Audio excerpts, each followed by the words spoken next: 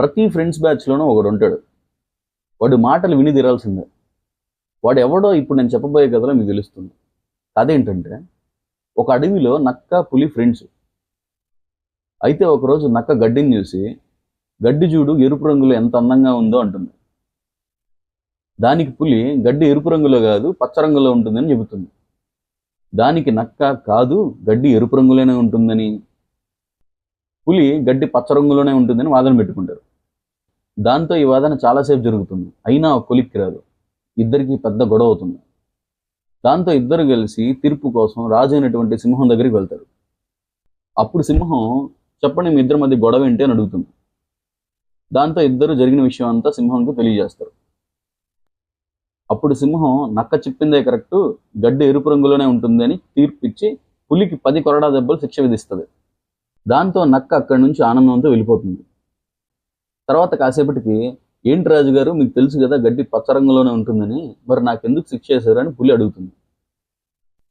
అప్పుడు సింహం, నేను శిక్ష వేసింది గడ్డి ఏ రంగులో ఉందన్న విషయం మీద కాదు, గడ్డి పచ్చ రంగులోనే ఉంటుందన్న విషయం అందరికీ తెలుసు.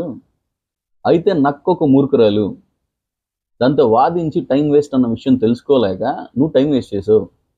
అంటే నువ్వు టైం వేస్ట్ చేయడమే కాకుండా నా టైం కూడా వేస్ట్ చేసావు, అందుకే నీకు ఈ శిక్ష అని సింహం చెబుతుంది.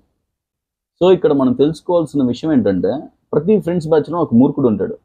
వాడు మాటలు ఏ రేంజ్లో ఉంటాయంటే, చెరువులోని చాప ఎగిరి గాల్లో ఉన్న గద్దం తన్నింది అంటాడు. అప్పుడు మనం ఎట్టి పరిస్థితుల్లో కూడా అది ఎలా సాధ్యం అని అడగకూడదు.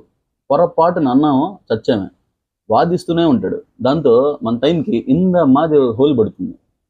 అందుకే వాడు ఏం చెప్తే అది కరెక్ట్ అని ఒప్పేసుకుంటే ప్రాబ్లం సాల్వ్.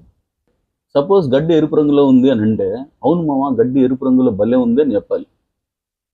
అంటే చెరువులోని చాప ఎగిరి గాల్లో గద్దని తన్నింది అంటే, అవును మామ నేను కూడా నిన్న సాయంత్రం చూశాను భలే తన్నింది మామ అని చెప్పాలి. అదే ఉత్తమం. ఇక్కడ మన దరిద్రం ఏంటంటే, ఆ మూర్ఖుడి మాటలు మనం తప్ప ఇంకెవ్వరేమో. అదే మన దరిద్రం.